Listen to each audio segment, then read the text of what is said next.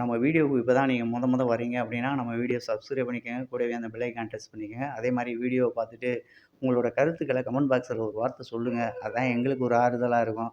அப்பதான் இந்த வீடியோல நல்லது, கெட்டது என்ன தவறா நான் பண்ணியிருக்கேன், நீங்க என்ன விரும்புறீங்க அப்படின்றது எனக்கு தெரிய வரும். மறக்காம கமெண்ட் பாக்ஸ்ல கமெண்ட் பண்ணுங்க. லைக் பண்ணிட்டு பாருங்க. முக்கியமான விஷயங்கள் நெறையா பேசலாம். பேசுறதுக்கு நெறையா இருக்கு.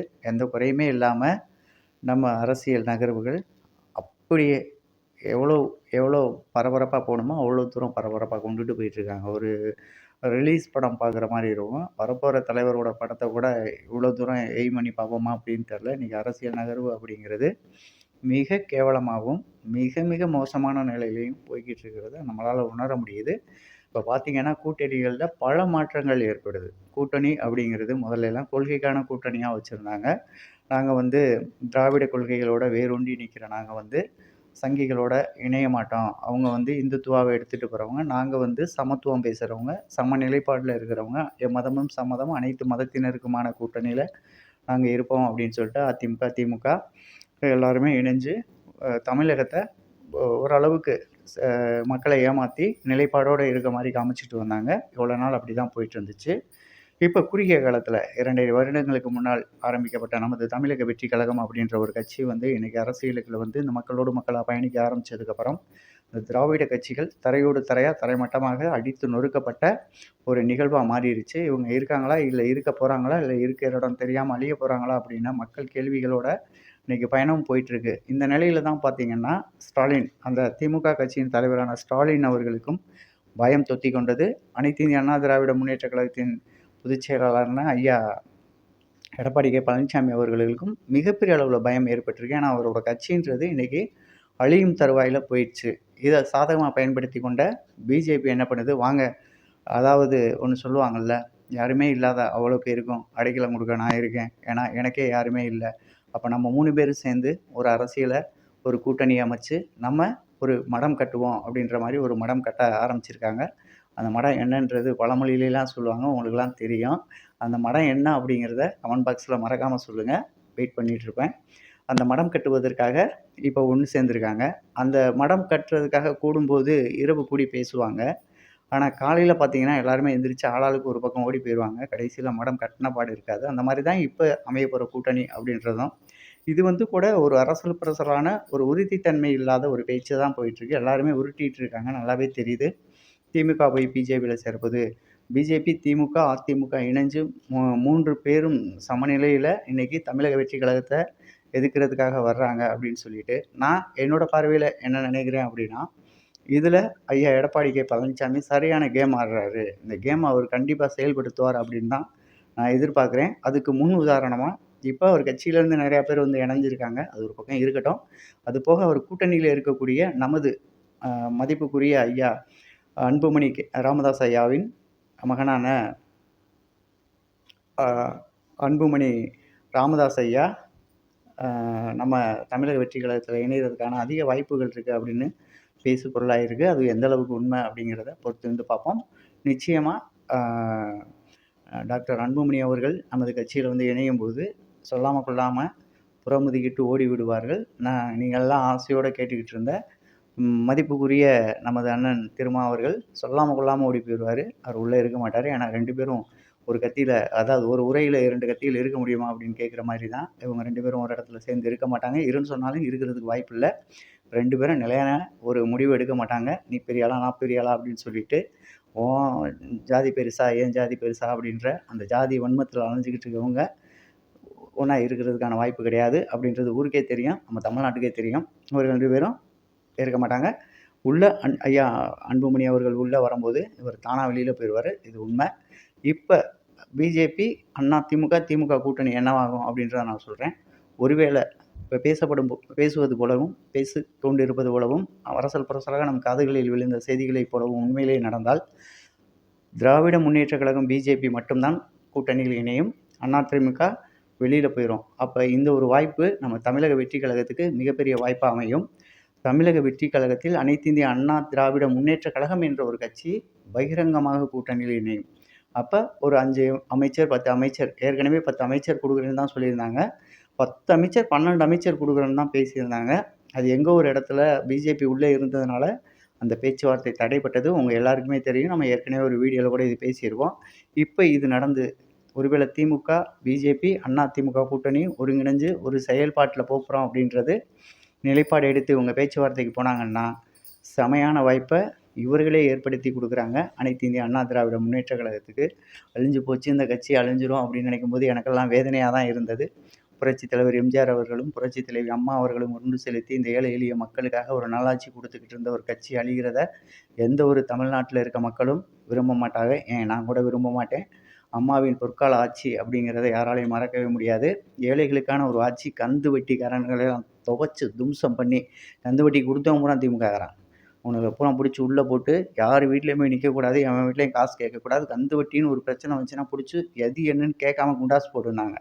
அதுக்கப்புறம் கந்து வட்டி ஒழிக்கப்பட்டது. இப்போ அரசல் புரசலாக திமுக ஆட்சியில் பழையபடிக்கும் புற்றீசல் போல் பயங்கரமாக கிடக்கு. நிறையா பேர் கந்து வட்டி பிரச்சனையில் மாட்டி முழிச்சுக்கிட்டு இருக்காங்க தமிழ்நாட்டு மக்கள். அது இப்போ தமிழக வெற்றி கழக ஆட்சி வந்ததுக்கப்புறம் படிப்படியாக குறைக்கப்பட்டு மக்கள் நிம்மதி பெருமூச்சு சந்தோஷமாக வாழ்ந்துட்டுருக்காங்க. இது ஒரு பக்கம் இருக்க, இவங்களோட கூட்டணி அப்படிங்கிறது எப்படி இருக்கும் அப்படின்னு பார்த்தீங்கன்னா, பொய்க்கால் குதிரை, மண் குதிரை எடுத்துக்கிட்டு ஆற்றுக்குள்ளே போனால் என்ன கரைஞ்சி போயிடும்ல, அந்த மாதிரி தான் இவங்களோட கூட்டணியும் இருக்க போகுது. ஒருவேளை பிஜேபி கூட திமுக அப்படிங்கிறது இன்றைக்கி கூட்டணி கிடையாது. ஆல்ரெடி அவங்க ஏற்கனவே அரசியலில் பிஜேபி, திமுக கூட்டணி இருந்திருக்காங்க. அமைச்சரவையிலையும் இடம்பெற்றிருக்காங்க. இது ஐயா வாஜ்பாய் அவர்களின் அமைச்சரவையில் திமுக இணைஞ்சு செயல்பட்டாங்க அப்படின்றது உங்கள் எல்லாருக்குமே தெரியும்.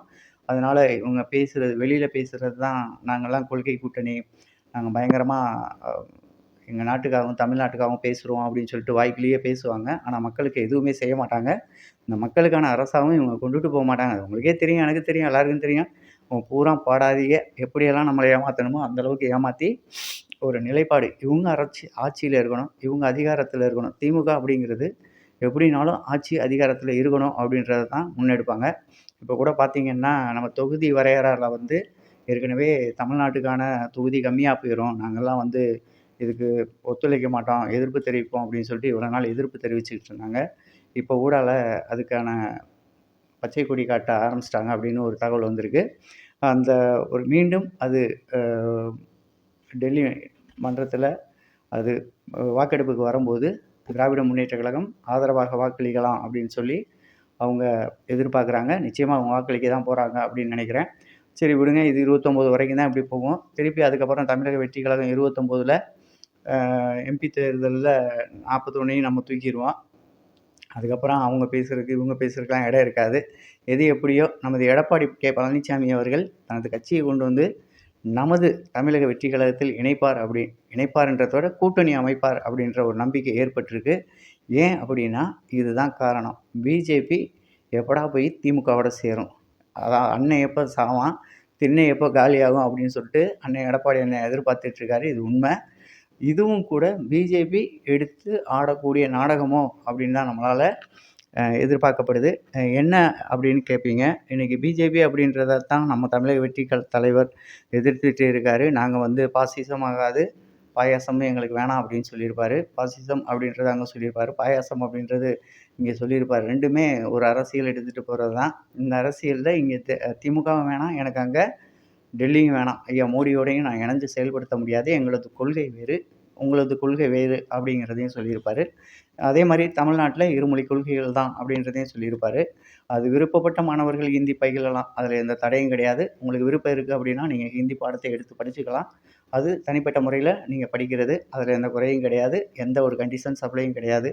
அது நம்ம விருப்பம், நம்ம படிச்சுக்கலாம். ஆனால் அரசியல் அப்படின்றதில் இவர்கள் மாதிரி இங்கே ஒரு வாய் அங்கே ஒரு வாய் வைக்கிறதுக்கு எவனாலையும் முடியாது. திமுக அப்படின்றது இன்றைக்கி பிஜேபி கூட இணைஞ்சு இருக்கிற இடம் தெரியாமல் அழிய போகுது. இப்போவாது ஏதோ ஒரு இடத்துல ஓரளவுக்கு இருக்காங்க, இவங்க அழிஞ்சிருவாங்க அப்படின்ற நம்பிக்கை இருக்குது. சிஎம்டிஏ அப்படின்ற ஒரு நிதியிலேருந்து கட்டப்பட்ட கட்டிடங்கள் அனைத்துலேயுமே பார்த்திங்கன்னா மிகப்பெரிய ஊழல் நடந்திருக்கு. என்னடா கட்டினீங்க அப்படின்னு கேட்டால், எங்கள் அப்பாவுக்கு பேனா கட்டினேன், பேனா வைக்கிறதுக்காக ஒரு 100 கோடி ரூபா ஒதுக்கணும், மணிமண்டபம் கட்டுறதுக்காக பல 500 கோடி ரூபா ஒதுக்கணும், ஒரு கண்ணாடி மாளிகை கட்டுறதுக்காக இவ்வளோ கோடி ரூபா ஒதுக்கணும், இப்படி ஒதுக்கணும்னு சொல்லிட்டு அப்பா பேரில் அம்புட்டையும் ஒதுக்கியிருக்காரு.